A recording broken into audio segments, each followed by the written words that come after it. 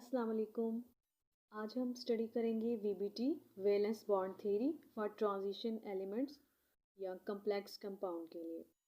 और इसमें मेनली हम कोऑर्डिनेशन नंबर 4 और कोऑर्डिनेशन नंबर 6 के ऊपर फोकस करेंगे।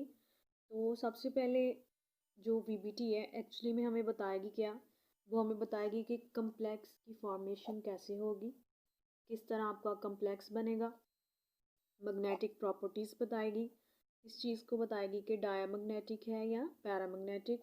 इसके अलावा आपके कम्प्लेक्स की ज्योमेट्री को भी एक्सप्लेन करेगी। अब वैलेंस बॉन्ड थ्योरी में बेसिकली ओवरलैपिंग होगी। ओवरलैपिंग किस किस के दरमियान होगी? एक्चुअली में हम पढ़ रहे हैं ट्रांजिशन एलिमेंट्स, तो ट्रांजिशन एलिमेंट पे एक हमारे पास होता है मेटल और दूसरी चीज़ हमारे पास होती है ligand.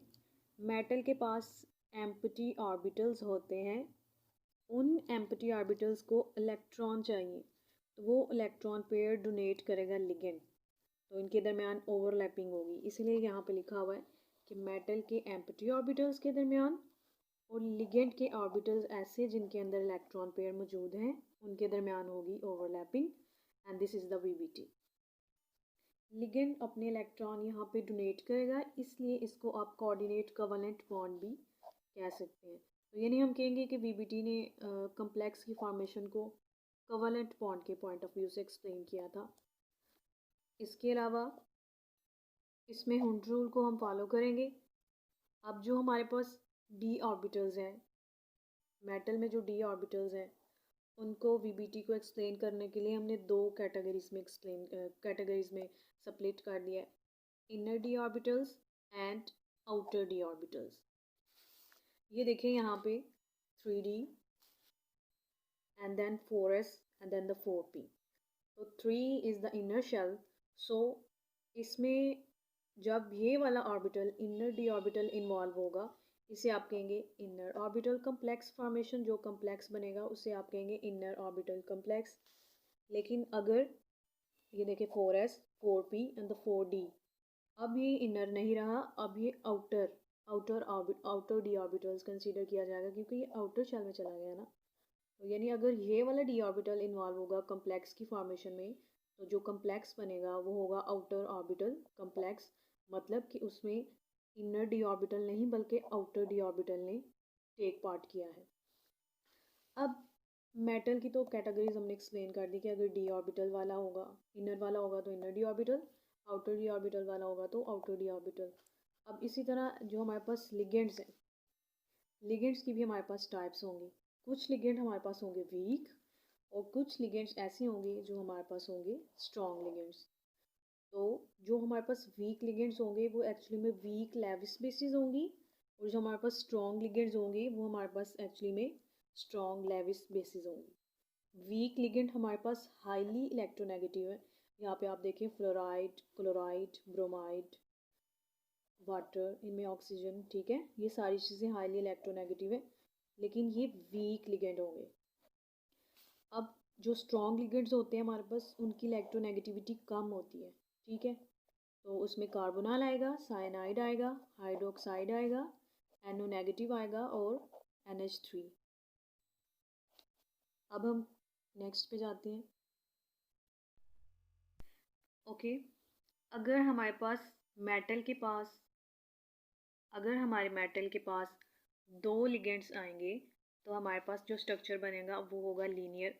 For example this is our metal, तो ये देखें दो लिगेंड उसके पास आए हैं, तो ये एक आपके पास लीनियर स्ट्रक्चर बनेगा और आपके पास जो हाइब्रिडाइजेशन होगी वो होगी sp। अब इसी तरह जब आपकी लिगेंड के पास तीन मेटल के पास तीन लिगेंड्स आएंगे, तो उस टाइम आपके पास ये देखें ट्राइगोनल प्लेनर स्ट्रक्चर बन रहा है, इसको आप कहेंगे ट्राइगोनल प्लेनर स्ट्रक्चर, ठीक है ना।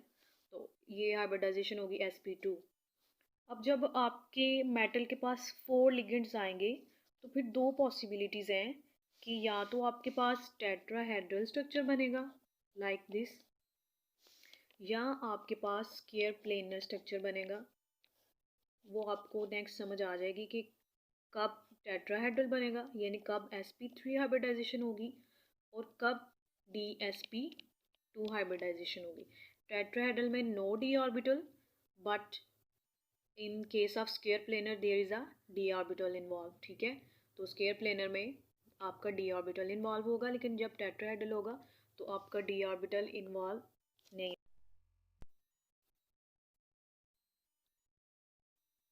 आपके मेटल के पास अगर 5 लिगेंड्स आएंगे तो उस टाइम जो आपकी शेप बनेगी आपके स्ट्रक्चर की, कम्प्लेक्स की, वो होगी ट्राइगोनल बाइपिरामिडल, और sp3d उसकी हाइब्रिडाइजेशन मोड होगी।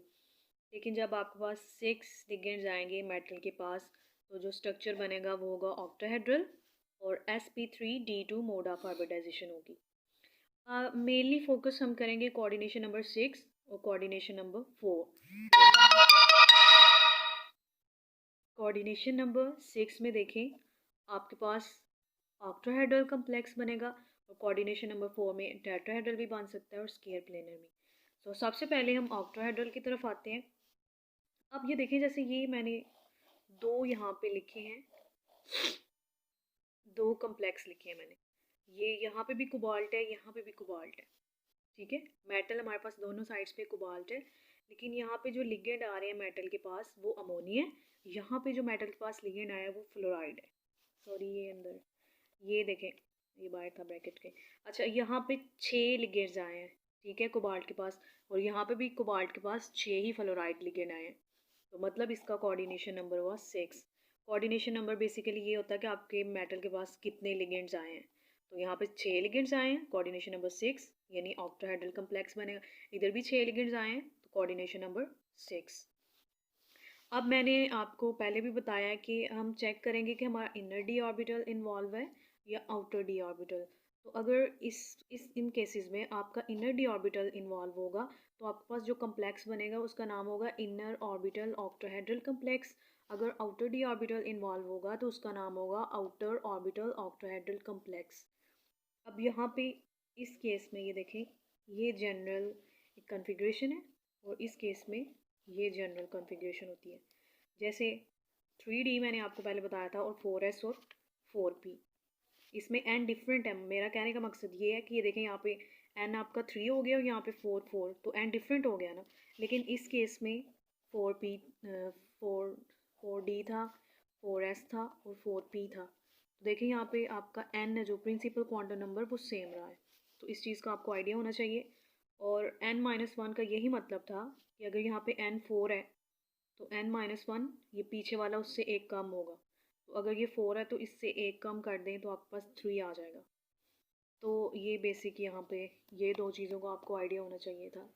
अब हमें पता है कि जो डी ऑर्बिटल है वो स्प्लिट हो जाता है ऐसे, डी सब शेल 5 डी ऑर्बिटल्स के अंदर स्प्लिट होगा, like D X Y, D Y Z, D Z X, D X square, Y square and D Z square. लेकिन जब भी आपके पास कम्प्लेक्स की फॉर्मेशन होगी वीबीटी केस में, तो ये वाले दो हैं ना, यही दो इन्वॉल्व होंगे। यहाँ पे मैंने लिखा हुआ है ना डी के ऊपर स्क्र, यहाँ पे भी डी के ऊपर स्क्र। एस में तो होता ही एक है, पी के 3 है, तीनों इन्वॉल्व होंगे, और इधर भी पी के 3 है, तीनों इन्वॉल्व होंगे। लेकिन डी के यहाँ पे भी 2 लिखे हैं, यहाँ पे भी मैंने डी के ऊपर 2 लिखा हुआ है। तो उसका मतलब ये है कि ये तीनों हाइब्रिडाइजेशन में पार्ट नहीं लेंगे, D X square Y square और डी जी स्क्र ही आपके हाइब्रिडाइजेशन में टेक पार्ट करेंगे। क्यों? क्योंकि ये दोनों ऑन द एक्सिस होते हैं और ligand will come on the axis, और ये तीनों इन बिटवीन द एक्सिस होते हैं। ओके, तो इसलिए हम ये कहते हैं कि D X square Y square और डी जी स्क्र इन्वॉल्व होंगे हमारी हाइब्रिडाइजेशन अप्रोच में इन द कम्प्लेक्स फॉर्मेशन। अब मैं आपको दो एग्जांपल के थ्रू वेरीफाई करा देती हूँ कि आपके इनर डी ऑर्बिटल यूज़ हो रहे हैं या आपका आउटर डी ऑर्बिटल यूज़ हो रहा है। और